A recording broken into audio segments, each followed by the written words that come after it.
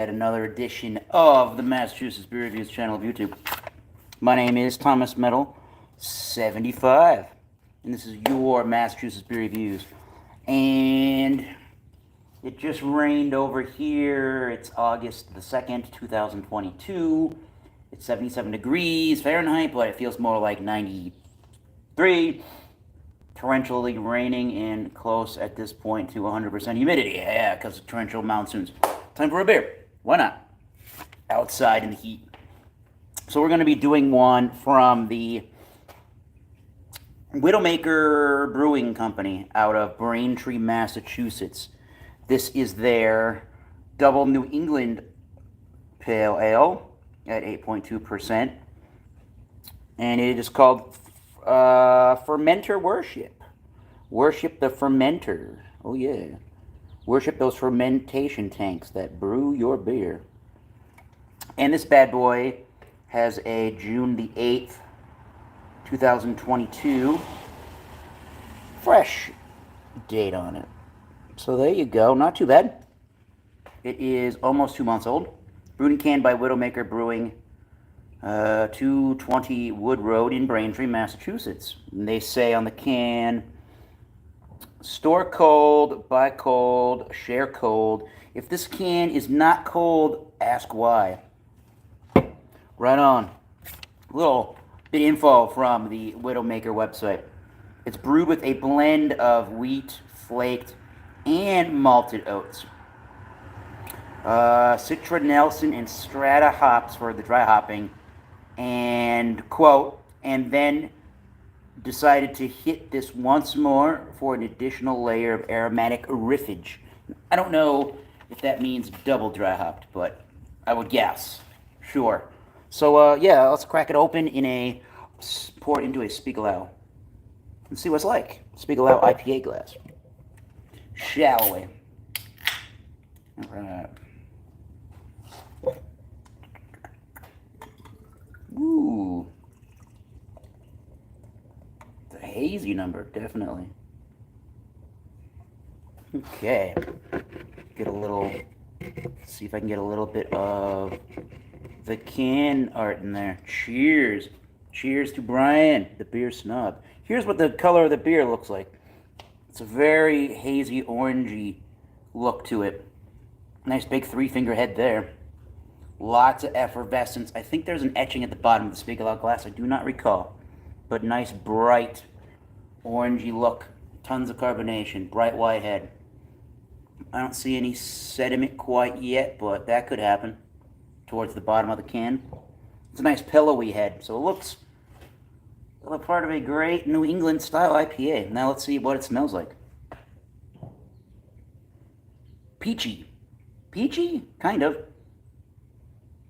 Peachy, super grapefruity, super orange and grapefruit rind.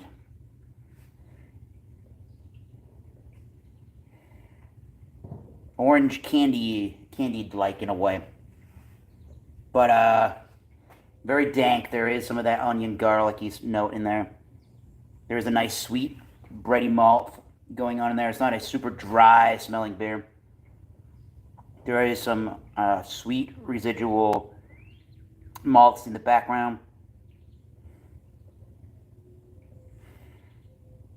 It just has a bigger aroma and smell to it. So, yeah, let's drink this, shall we? It smells like a good one.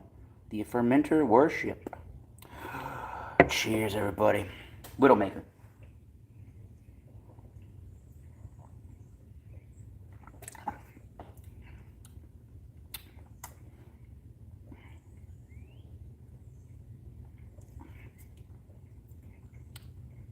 There's definitely some peachiness in there. Definitely peaches. Definitely grapefruit. Definitely orangey. That orange candied-like sweetness. It's not overboard. It's pretty dry for the most part. You get the onion and some of the garlicky, dank, aromatic notes in there. I'm definitely getting a sweet orangey note as it dries. There's not too much residual sugars or anything, but just that drying sensation is giving me the orangey notes.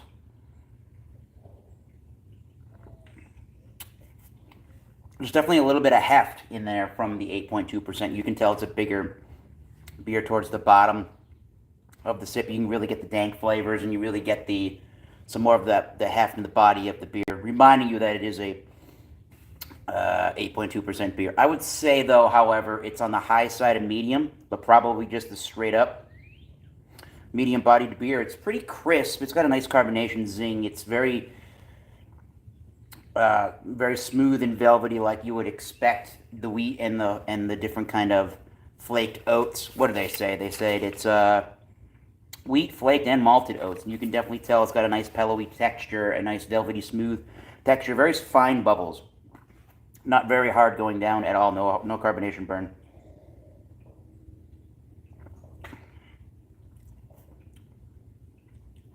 Yeah, very orangey at the finish.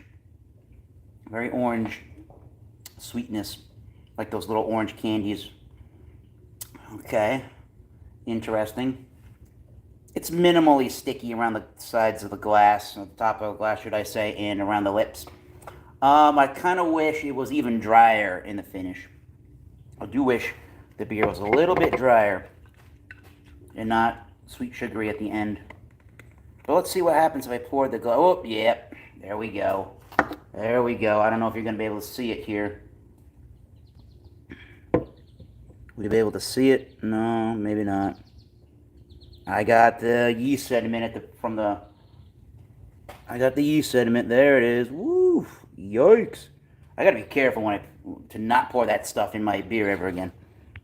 But it always seems to happen. So, what would I rate this beer?